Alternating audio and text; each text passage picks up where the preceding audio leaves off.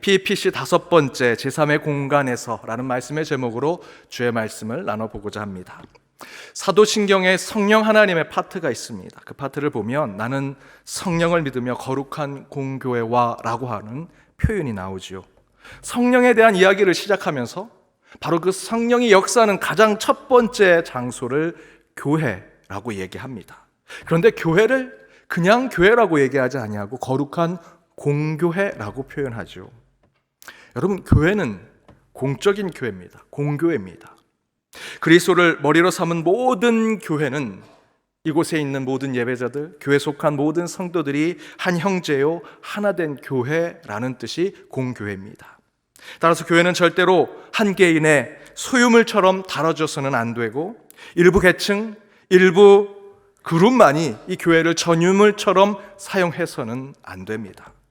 교회는 그 자체로 공적인 영역을 가지고 있는 공간이자 장소 또한 공동체가 되어야 합니다. 따라서 교회 안에서는 우리 어르신들과 어린 자녀들이 함께 뛰노는 곳이 되어야 하고요, 부자와 가난한 자가 함께 예배를 드리고 장애인과 비장애인이 함께 어울리고 각 지역의 출신들 또는 세계 곳곳의 인종들이 함께 예배 드릴 수 있는 곳이 이 교회가 되어야 합니다. 그들이 함께 뛰어놀고 같이 나누고 함께 예배 드리는 곳, 이 공동체가 공교회이지요. 그런데 이 공교회라고 하는 표현 가운데 이 공자라고 하는 한자는 공변될 또는 공평할 공자로 쓰고 있습니다. 여기서 이 공자의 한자를 풀이해보면 위에 8팔자가 쓰여져 있고요, 그 아래에 사사로울 사사사자가 있습니다. 근데 이 사사사자가 각골 문자에서는 원래 입구자에서 나왔다라고 이야기합니다. 그리고 이 입구자는 그 상징적인 의미가 넓은 장소, 넓은 광장이라고 하는 의미를 가지고 있다고 합니다. 따라서 이 갑골 문자를 통해 이 공자를 해석해 보면 곧 8길, 수많은 길을 통해 이 넓은 광장에 사람들이 모인다라는 뜻을 가지고 있습니다. 곧 교회가 8길을 통해 넓은 광장에 모이는 공교회로 해석이 된다면 교회도 바로 그런 의미에서 여러 지역, 여러 세대, 여러 계층에게 8길로 모이는 그들을 품어 안는 넓은 광장과 같은 공적인 영역의 장소, 공동체가 되어야 한다는 것이지요.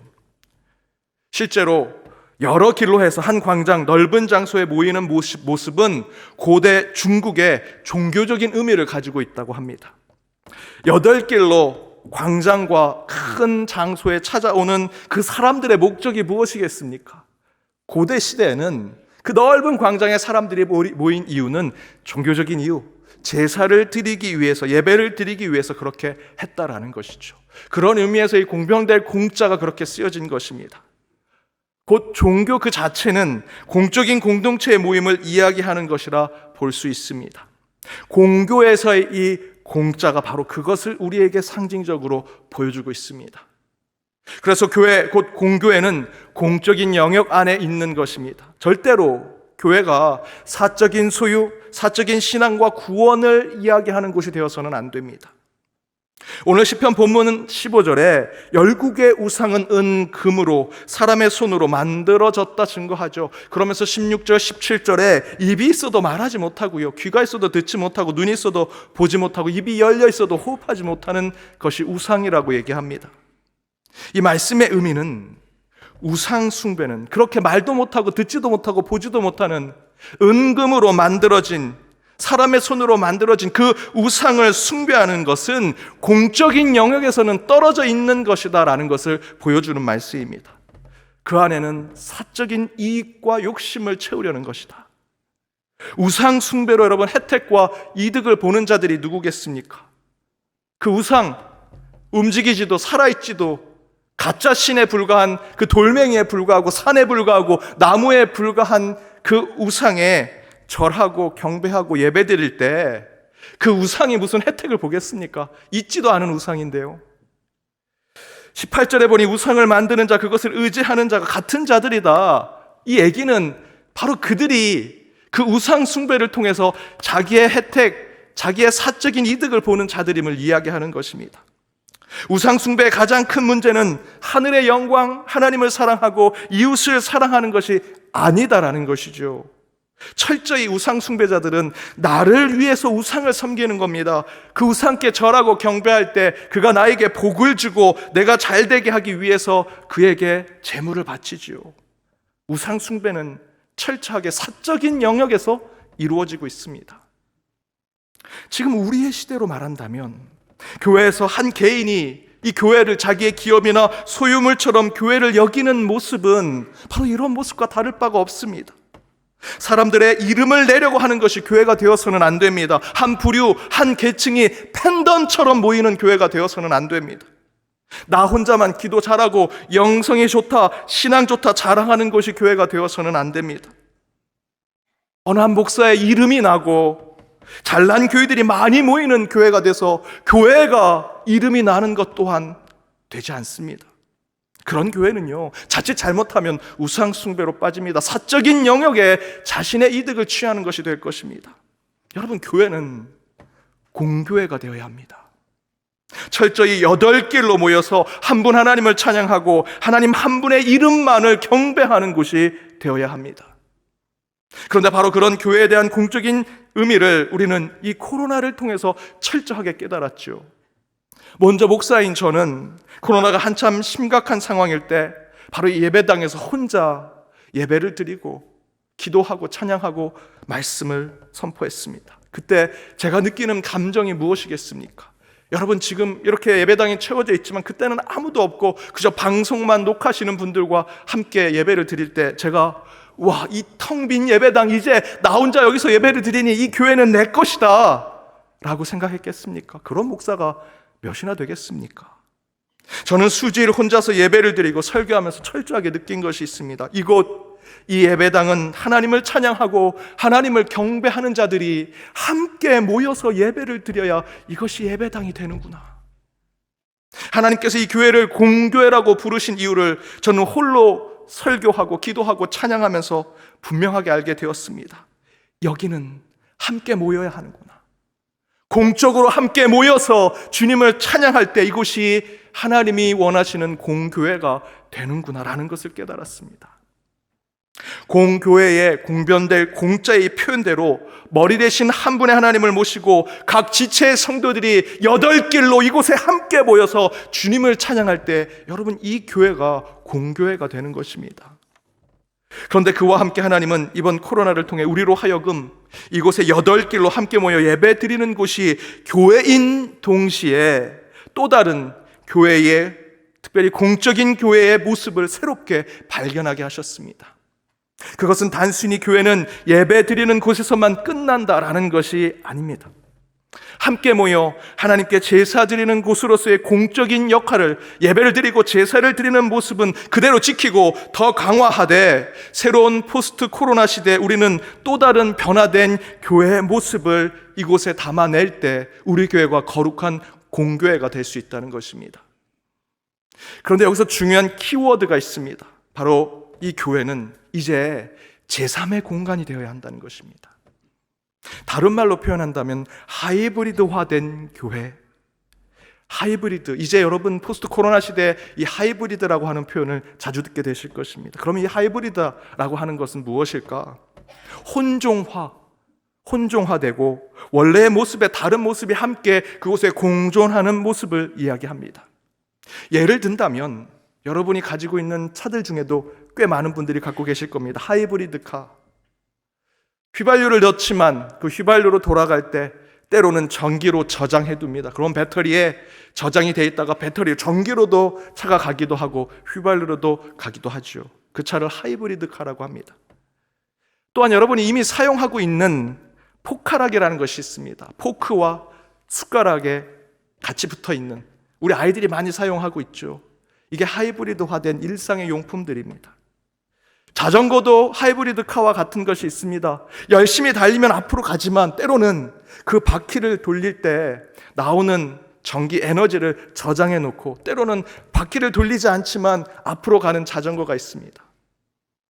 여러분이 이미 쓰고 계시는 카드, 신용카드에 교통카드, 마일리지 카드가 같이 혼용되어 있죠. 하이브리드 카드입니다. 그런 가로등 보셨습니까? 낮에는 풍력 발전기가 돌아갑니다. 태양열을 받아서 에너지를 축적해놨다가 밤에는 그것이 가로등 불빛으로 나옵니다. 또한 많은 곡물들, 저와 여러분이 일용할 약식으로 먹는 쌀, 옥수수, 감자 등등도 하이브리드화된 육종된 품종들이 많이 있습니다. 이와 같이 교회도 하이브리드화된 교회 모습이 코로나 이후의 세계에 드러나고 있습니다. 코로나 이전에 저와 여러분이 경험한 교회가 제1의 공간이라면, 지금 코로나 이전에 우리가 이미 교회에서 늘 경험했던 것이 제1의 공간 안에서 이루어진 것이라면, 그 시대의 교회 밖에서 이루어진 것이 제2의 공간에서 이루어진 것입니다. 그러나 이제 포스트 코로나 시대 교회는요, 이곳이 제1의 공간, 밖이 제2의 공간이란 의미가 사라지고 이 교회가 제3의 공간으로서 1의 공간, 2의 공간이 함께 혼종되는 일들이 일어나게 될 것이다 라는 것입니다. 그렇다면 교회가 제3의 공간으로서 하이브리드화된 교회의 모습은 어떻게 나타나며 그에 대한 우리의 신앙은 어떻게 살아갈까? 그 첫 번째는 교회는 성스러운 예배의 공간이 되어야 하는 동시에 주일 하루 성도들의 삶을 책임지는 평범한 일상의 공간이 되어야 한다는 것입니다. 예배도 드리고 주일 하루만큼은 이곳이 여러분의 삶을 자연스럽게 이끌어가는 일상의 공간이 교회가 되어야 한다는 것이죠. 전에 교회 오면 예배 드리고 밥 먹고 집에 가는 것이 주일의 삶의 루틴이었습니다. 그것이 그 루틴이었다면 이제 포스트 코로나 시대 교회는 성도들의 일요일, 주일, 오늘 하루의 삶을 책임질 수 있는 일상의 공간이 되어야 한다는 것이죠. 코로나를 경험한 우리는 이제 함께 모이는 이런 집회나 예배가 사실 전과는 다른 관점을 가지게 됐습니다. 코로나 이전에 예배 드리는데 예배가 안전합니까? 예배가 건강합니까? 질문하지 않았습니다. 그런데요, 코로나를 겪고 문의를 해오시는 분들 가운데 연동교회는 안전하게 예배를 드립니까? 건강하게 예배를 드립니까? 라는 질문을 하게 됩니다. 저와 여러분도 오늘 예배를 드리면서 그런 생각을 하지요. 그럼에도 불구하고 현재 이렇게 여러분이 오신 것은 오늘 예배가 코로나나 다른 문제에 안전하다, 건강하다라고 하는 생각, 그 생각을 넘어서 꼭 그렇지 않더라도 그 안전과 건강 이상의 것이 이곳에 있기 때문에 저와 여러분이 이곳에 온 것이죠. 현재 모든 교회에서 나타나는 현상이 있습니다. 주일 예배는 조금씩 회복되고 있습니다. 그런데 주중 예배, 수요일 또는 금요일 날 예배 드리는 교회, 또 새벽 예배는 이전만큼 회복이 되지 않습니다. 그리고 전문가들은 주일 예배는 70%, 80% 회복이 될지는 모르나 주중 예배는 더욱 회복이 안 될 것이다 라고 얘기합니다.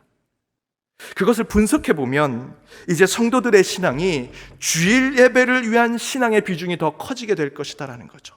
주중에 성경 공부하러, 또 예배 드리러, 각 모임을 하러 오는 숫자가 점점점 줄어들게 될 것이다. 대부분 그 주중의 모임은 줌이나 유튜브나 또는 영상을 통해서 하게 되는 것이죠.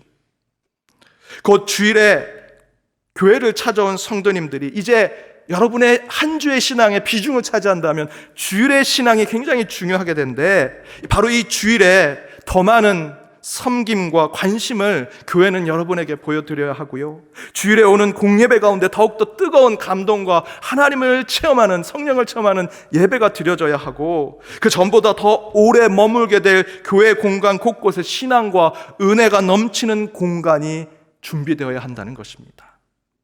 더불어 여러분도 이전보다 주중에 교회를 찾는 일이 줄어드셨다면 적어도 이 주일만큼은 더 많은 시간을 이 교회에, 특별히 여러분 신앙 가운데 하나님 앞에 시간을 더 들이셔야 합니다. 주일에 여러분 신앙의 접촉면을 더 깊고 크게 가져가서 주일의 신앙을 더욱더 굳건히 지켜가는 여러분이 되셔야 합니다. 그래서 우리 교회는 이를 준비하기 위해서 리모델링을 하고 있습니다. 더 게일홀, 친교실, 6월이면 마무리하게 될 가나의 집 공사, 이제 이 가나의 집 공사가 마무리되면 우리 자녀를 둔 가족들은 아이들과 한 공간에서 안전하게 함께 예배드리고 더 많은 주일의 시간을 보낼 수 있습니다. 또한 우리 장년과 어르신들도 게일홀, 친교실, 마당과 같은 곳곳의 공간에서 더 많은 만남과 교제를 통해 주일만큼은 여러분 7일의 한 주에 11조를 드리는 날로 하루를 온전히 하나님께 드릴 수 있는 날이 될 것입니다. 우리 교회에만 여러분 또한 머물지 마십시오. 교회 주변에 여러분의 이 주일의 일상을 즐기는 날을 여러분 생각하십시오. 바울이 곳곳에 교회를 세웠습니다. 빌립보 교회, 에베소 교회를 세웠죠. 지역의 이름을 땄습니다. 왜 지역의 이름을 땄을까요? 에베소라는 도시에 몇 평 안 되는 교회, 이것만 에베소 교회입니다 라고 한 것이 아닙니다. 그 몇 평 안 되는 교회에서 예배를 드리고 그 초대교회의 교인들은 에베소 도시를 섬겼습니다.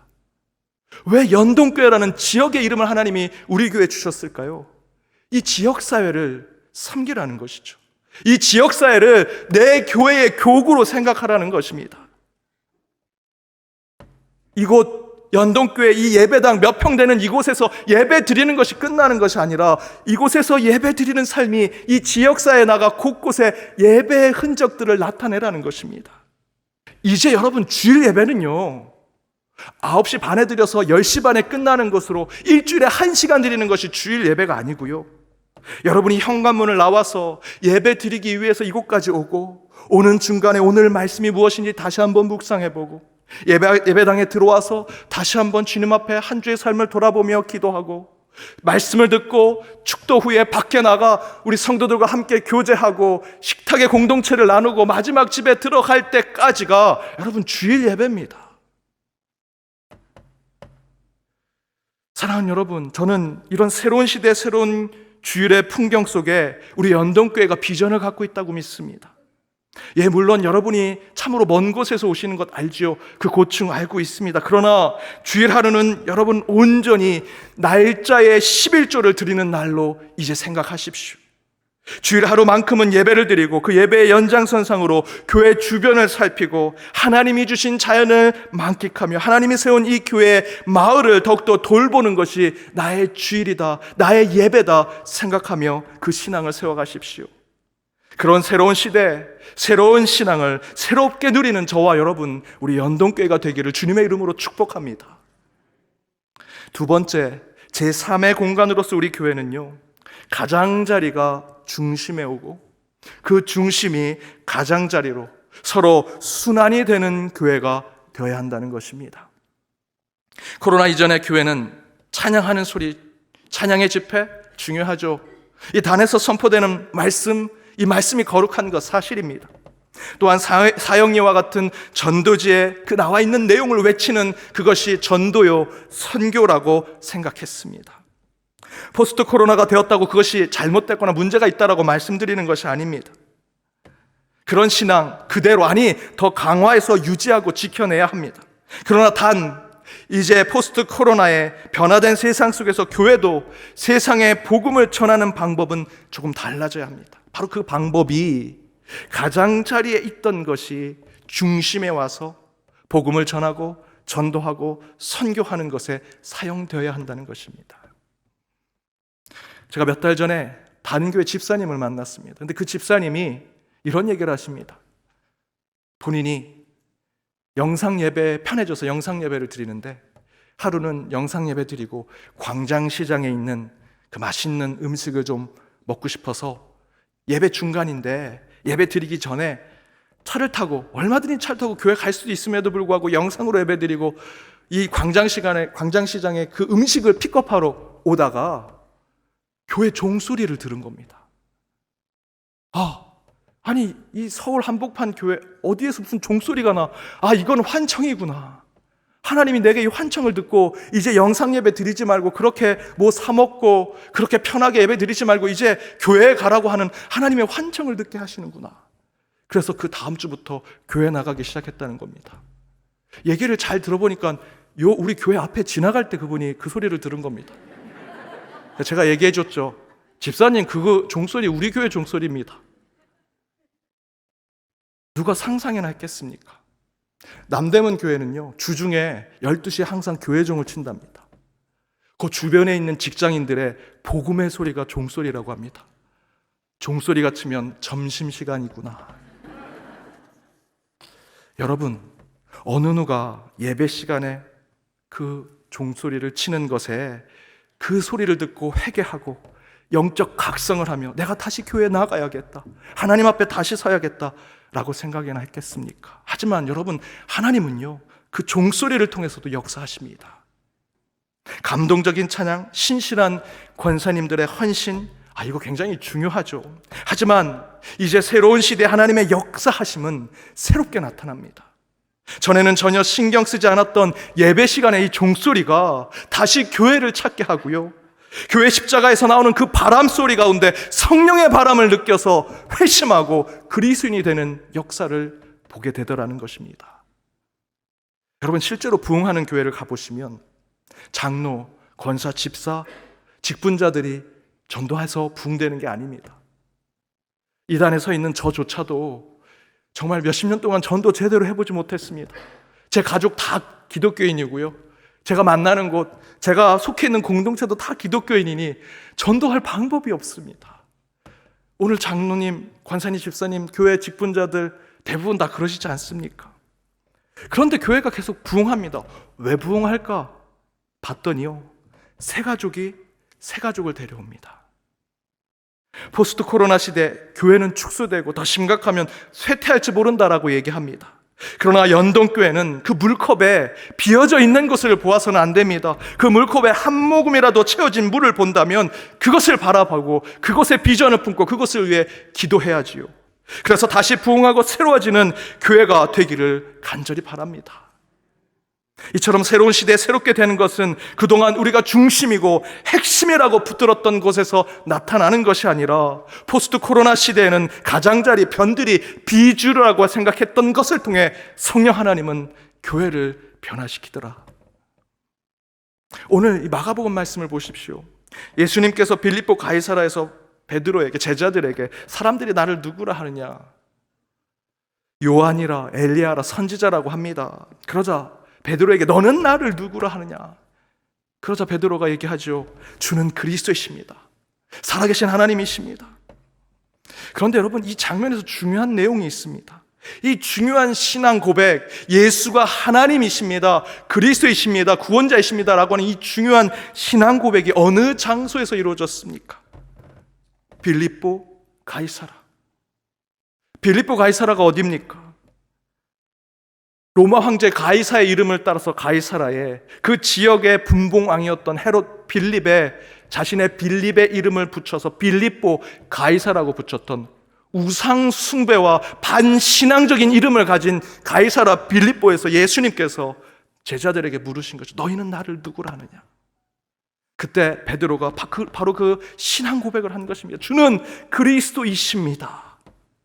이 신앙 고백을 들을 만한 장소가 아닙니다. 그곳은요, 변들이고요, 가장자리에 있습니다. 예루살렘에서 가장 끝에 있는 곳이고요, 제사장들의 집이 있는 곳이 아닙니다. 회당이 가까이 있는 것이 아닙니다. 오히려 그 주변에는 우상을 숭배하는 우상의 신당들이 있는 곳이었습니다. 그런데 바로 그 끝에서, 그 변두리에서, 그 가장자리에서 예수님은 신앙 고백을 듣길 원하셨다라는 것입니다. 바로 그곳에 새로운 시대를 맞이하는 저와 여러분, 우리 연동교회가 서 있다라고 저는 믿습니다. 이제 가장자리에서 중심인 예수 그리스도를 고백하는 자들이 되어야 합니다. 그리고 중심인 우리의 신앙은 이제 변두리와 가장자리와 비주류로 내려가서 그곳에서 전도하고 구제하고 봉사할 때 그거 안 돼. 침몰하는 한국교회를 다시 살릴 수 있고 다시 부흥하는 이 교회를 보게 되리라 저는 믿습니다. 사랑하는 여러분, 코로나 이후 새로운 시대, 새로운 신앙, 새로운 길이 열리고 있습니다. 그 안에 더욱 제3의 공간으로서 교회를 다시 세워 오직 주님이 원하시는 연동교회의 참된 모습을 되찾아가는 저와 여러분이 되기를 주님의 이름으로 축복합니다.